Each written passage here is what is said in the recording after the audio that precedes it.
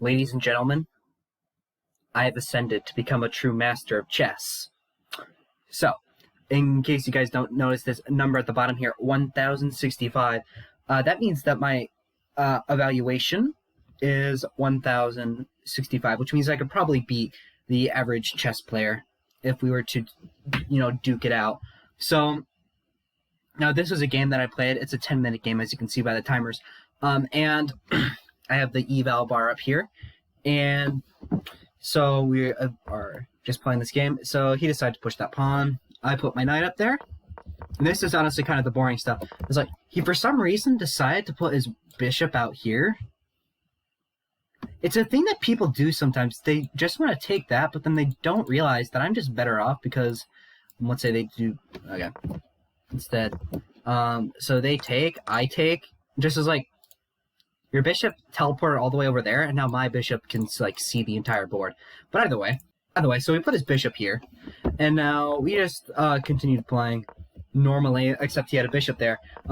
Typically when I do this here, people will just capture, but this guy didn't. He decided to instead retreat his bishop all the way back to where it started, meaning that he has wasted not one but two moves, during which I've been able to start doing stuff, although admittedly, there's now a pawn here, and there was not before. So I just was like, okay, I'm going to push this pawn forward. It's defended by the knight. I can start doing other stuff. You did that. So if we were to follow the journey of this bishop, it went out to the g5 square, back to the c1 square, immediately back to the f4 square. This bishop has moved 3 times, and this is move 8. This man has spent almost a third of his moves just moving this one bishop. And so I was like, okay, then I'm going to push up this pawn too. The engine does not like anything I do. And so he decided to do a thing that I've seen many times. These guys just decide, you know what? We're attacking that pawn. Or typically there's not a pawn there, but they're like, I'm going to pick up this bishop. But then they don't realize that if I just sit here, nothing will happen. So I actually this time thought it was credible for some reason, so I put my knight up here, and instead of pushing his pawn forward, he instead put his bishop there. Which I do not understand in the slightest. I mean, maybe his idea was that I would blunder the knight there. So I pushed forward the pawn, because it's not like this guy's going to get into the fray now. So now there's the usual position where people just put the bishop there, except that space is defended now. And he decided to trade off pieces. What I should have done is taken with that bishop to get that bishop in the attack as well, but, I'm an idiot. And then he pushed forward that h5 pawn, which the threat being that I will take here, and then he will take here, and then this pawn is kind of just sitting there, which means that he will be able to, like, attack it in the future. The problem being, I can just ignore it and attack his bishop. And he pushed it forward again, saying, aha, I can take your bishop now. And I was like, dude, you forget about the part where you're trying to attack me, and that was one of your 3 pieces that was attacking that area. So now his attack is significantly weakened. And do you want to know what he did? He pushed forward the pawn again. That pawn has journeyed all the way from the h2 square all the way down to h7. And there it will stay.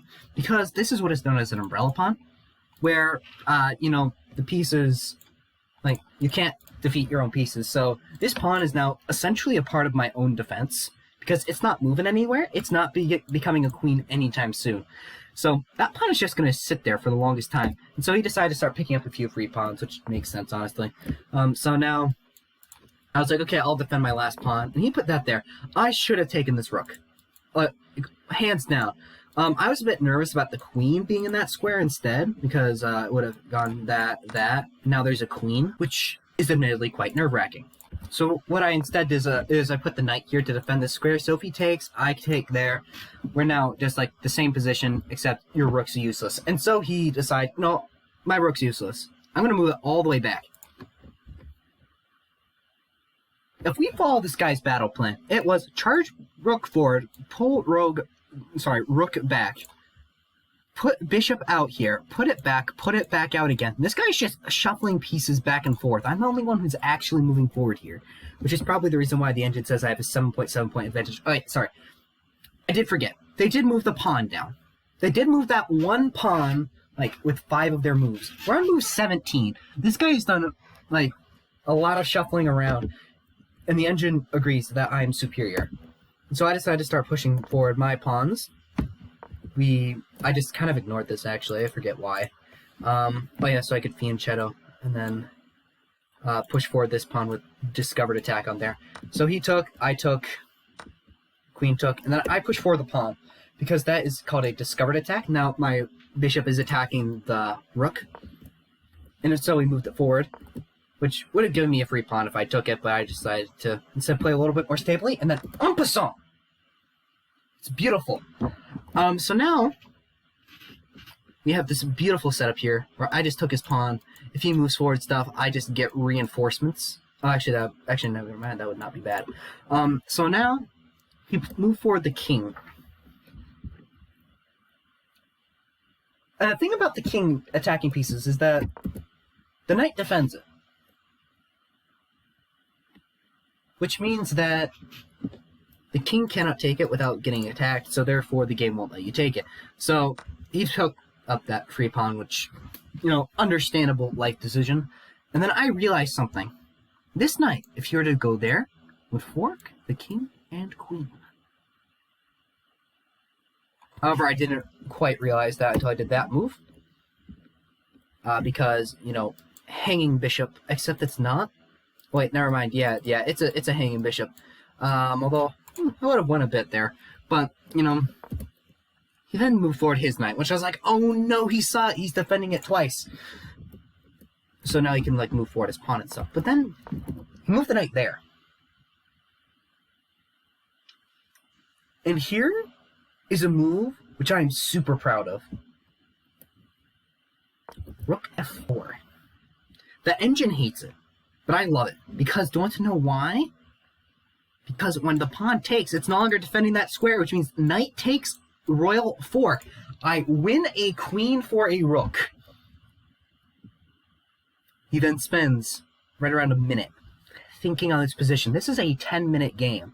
Okay, this guy spent a tenth of his time thinking, and then he took the rook, which means takes. I have become a chess grandmaster, okay? So he moved this knight forward. I don't understand why. Probably to get this rook in here. But then, you know, I have a queen and he does not.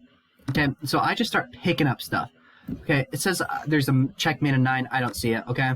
Now there's a mate in 2, apparently. I am not seeing these things, okay? I am just attacking this man with the fur of an intense madman. So I just start checking. And then I start checking. Oh, there's a checkmate in 1 here. Probably like here. I don't know, where is that? I'm now curious. Let's see, that bishop covers that diagonal. The queen covers the back.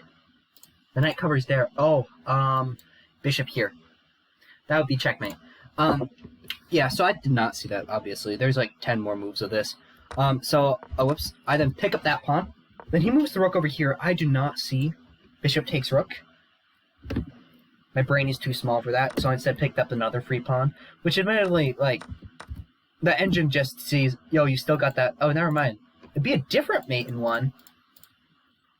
Yeah, because you can't put the bishop here without it dying. You know.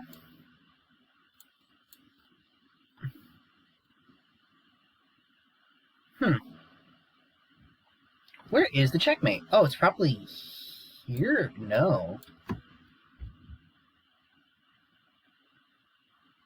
I don't see it.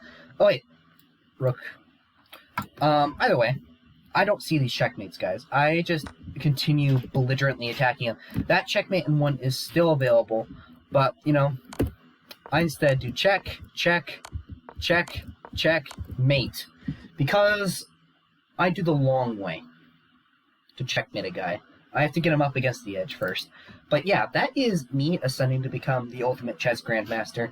You know, subscribe for more funny content, I guess, on YouTube, because I just, like, this is such a beautiful game that I had to record it. Although, the first time I looked at the analysis, the game was like, you know what, man? You completely blundered this game. You made like 5 blunders or something like that. But now it's saying 0 blunders and 0 missed wins, just 4 mistakes. But, you know, I will take that.